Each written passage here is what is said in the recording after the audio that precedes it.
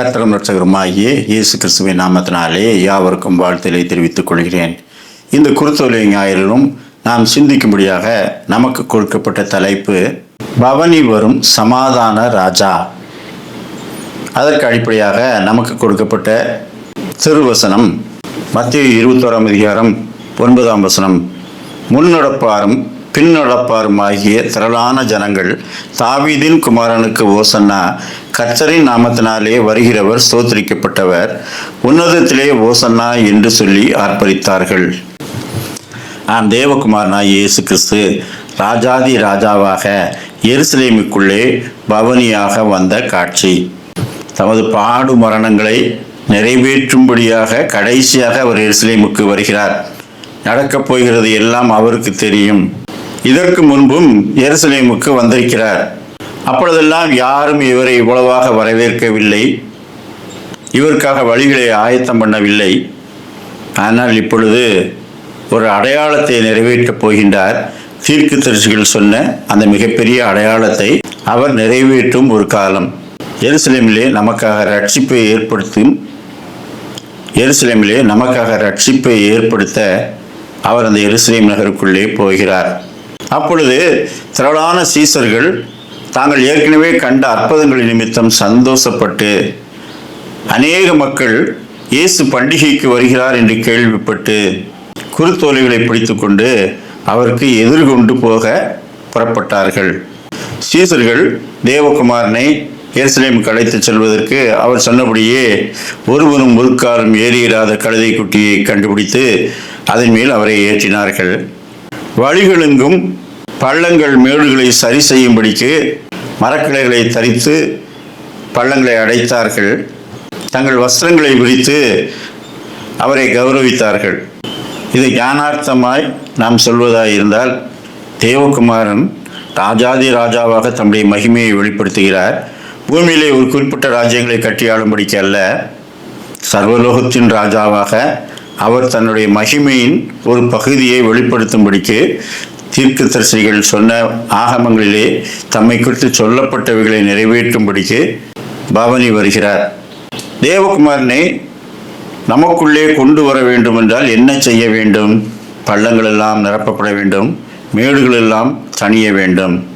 பள்ளங்கள் என்றால் நம்முடைய இயலாமைகள், நாம் செய்ய தவறியவைகள், இவைகளை எல்லாம் சரியாக்க வேண்டும். மேடுகள் தேவனுக்கு முன்பாக எதிர்த்து நிற்கிற பெருமைகள் எல்லாம் அடங்க வேண்டும். அவர் யாரென்று உணர்கிற போது அவருக்கு முன்பாக ஒருவனும் நிற்கத்தக்கவன் அல்ல. கிருபையாய் அவர் நம்மை சேர்த்து கொண்டிருக்கிறார் என்று அவருக்கு ஸ்தோத்திரம் செலுத்துவோம். அந்த எண்ணங்களோடு அவரை நம்முடைய இருதயங்களுக்குள்ளே வரவேற்பதற்கு அடையாளமாக இந்த பவனியை நாம் எடுத்துக்கொள்ளலாம். தேவகுமாரன் இப்படி வருவார் என்பதை அடையாளமாக சுட்டி காட்டப்பட்டிருந்தது. சகரியா 9 அதிகாரம் 9 சீயோன் குமாரத்தையே மிகவும் களிகூறு, எருசலேம் குமாரத்தையே கெம்பீரி, இதோ உன் ராஜா உன்னிடத்தில் வருகிறார், அவர் நீதி உள்ளவரும் ரட்சிக்கிறவரும் தாழ்மை உள்ளவரும் கழுதையின் மேலும் கழுதை குட்டியாகிய மரியின் மேலும் ஏறி வருகிறவருமாயிருக்கிறார். இந்த அடையாளம் மிகவும் கூர்ந்து கவனிப்பவர்களுக்குத்தான் விளங்கும். அவர் சாந்த குணம் உள்ளவர். அவர் சுற்றி இருக்கிற அநேகர் அறிந்திருந்தார்கள். அவரோடு இருந்தவர்கள் அறிந்து கொண்டார்கள். திரள் கூட்டமான ஜனங்கள் அறிந்து கொண்டார்கள். தேவகுமாரன் எங்கே வீற்றிருக்க முடியும்?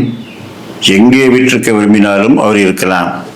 தேவாலயத்திலே மகாபரிசுத்த ஸ்தலத்திலே போய் உட்கார்ந்து கொள்ள தகுதி உள்ளவர் அவர்.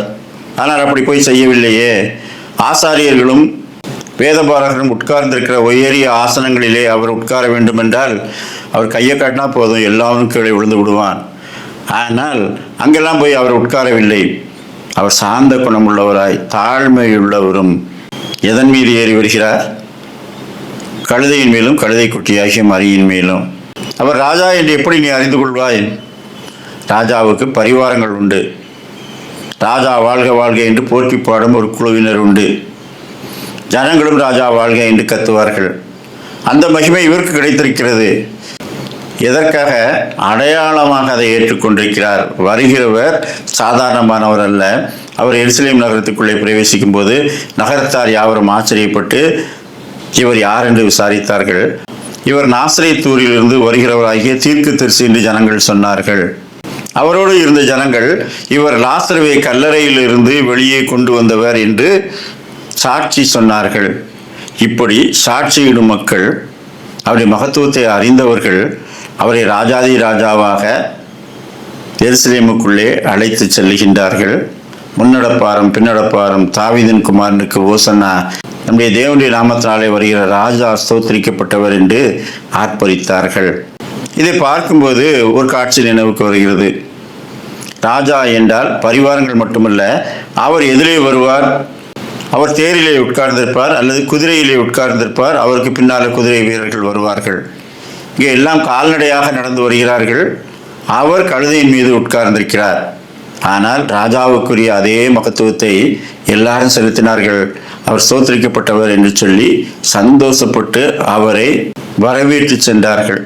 யாரும் ஏற்பாடு செய்து லாரியில் ஆட்களை ஏற்றி கொண்டு வந்து பிரியாணி தருகிறேன் என்று அழைத்து கொண்டு வந்த இன்றைக்கு நடக்கிற கூட்டங்கள் போல அல்ல.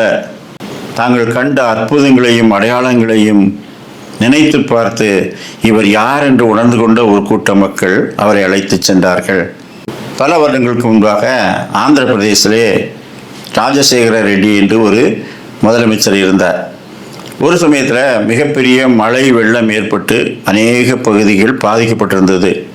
எனவே அமைச்சர்களும் அதிகாரிகளும் பல இடங்களுக்கு சென்று நிவாரண உதவிகளை செய்யும்படிக்கு அவர் கட்டளையிட்டார். அவரும் ஒரு குறிப்பிட்ட கிராமங்களை நாம் பார்வையிடுவோம் என்று தன்னுடைய பரிவாரங்களோடு புறப்பட்டார். 10-20 கார் அவரை பின்தொடர முன்னும் பின்னும் பாதுகாப்பு அதிகாரிகள் செல்ல, அவர் ஒரு கிராமத்துக்கு போக விரும்பி அங்கே போகும்போது சாலையிலே நடுவிலே ஒரு கிளை ஆறு அந்த பாலத்தை எல்லாம் அடித்து விட்டு இப்பொழுது பெரிய பள்ளம் இருந்தது.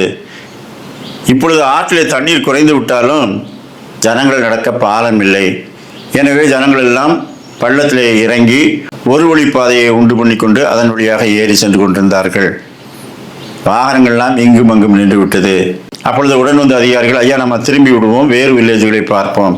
இல்லை, இந்த மழையினால் பாதிக்கப்பட்ட அந்த பக்கத்தில் இருக்கிற வில்லேஜுகளை நான் சந்திக்க விரும்புகிறேன், முடிந்தால் என்னோடு வாருங்கள் என்று சொல்லி அவர் வேகமாக இறங்கி அந்த ஒத்தேடி பாதையின் மூலமாக மறுபக்கத்திலே கரை ஏறிவிட்டார். அங்கே நின்ற ஒரு வாலிபனை பார்த்து, உன்னுடைய பைக்கில் என்னை ஏற்றிக்கொள், உன்னுடைய கிராமத்துக்கு என்னை அழைத்து செல் என்று சொல்லி அவர் அந்த வாலிபனுடைய பைக்கில் ஏறிவிட்டார். அவனுக்கு கையும் ஓடல காலும் ஓடல. முதலமைச்சர் நம்ம பைக்கில் உட்கார்ந்து இப்படி வருவார் என்று அவன் எதிர்பார்க்கவில்லை. எனவே அவன் தன்னுடைய கிராமத்துக்கு ஓட்டி சென்றான். அநேக பைக்குகள் அங்கே நின்றதெல்லாம் அவரை பின்தொடர்ந்து சென்றன. அதிகாரிகளுக்கு என்ன செய்வதென்று தெரியவில்லை. அவர்களை ஓட முடிந்தவர்கள் ஓடினார்கள். மற்றவர்களும் இதே போல சில பைக்குகளை பிடித்து கொண்டு அதிலே அவரை பின்தொடர்ந்தார்கள். இவர் சொன்னார், நீங்களெல்லாம் அங்கே இருங்கள், நான் 2 கிராமங்களை பார்த்து விட்டு வந்து விடுகிறேன் என்று சொல்லிவிட்டு அவர் போனார். அங்கே போய் கிராம மக்களை சந்தித்தார். அவர்கள் படுகிற துயரங்களை எல்லாம் கேட்டார். முதலமைச்சர் வந்திருக்கிறார் என்றவுடனே எல்லாருக்கும் மிக சந்தோஷம். நாமே நடந்து வர முடியாதபடிக்கு பாலம் உடைபட்டிருக்கிறது, ஆனால் அவர் நமக்காக இறங்கி இப்படி ஒரு பைக்கிலே வந்து விட்டாரே என்று சொல்லி ஆச்சரியப்பட்டார்கள். ஒரு முதியவர், அவர் இன்னார் என்று தெரியாமல், ஐயா நாங்கள்லாம் கஷ்டப்படுறோம், முதலமைச்சர் இதெல்லாம் போய் சொல்லுங்க அப்படின்னு இவரை பார்த்து சொன்னார். அப்படியாங்க, நான் தான் முதலமைச்சர் அப்படின்னு சொன்ன உடனே அவருக்கு நம்ப முடியல. அவர் கண் பார்வை மங்கியவர். அப்பா இவர் அவரை தொட்டு, தாத்தா கவலைப்படாதீங்க, இயற்கை பேரிடர் எல்லா இடத்துலையும் நேரிட்டிருக்கிறது, அரசாங்கம் எவ்வளோ உதவி செய்ய முடியுமோ அவ்வளோ உதவி செய்து மக்களை காப்பாற்றும் அப்படின்னு வாக்கு கொடுத்துட்டு போயிட்டார்.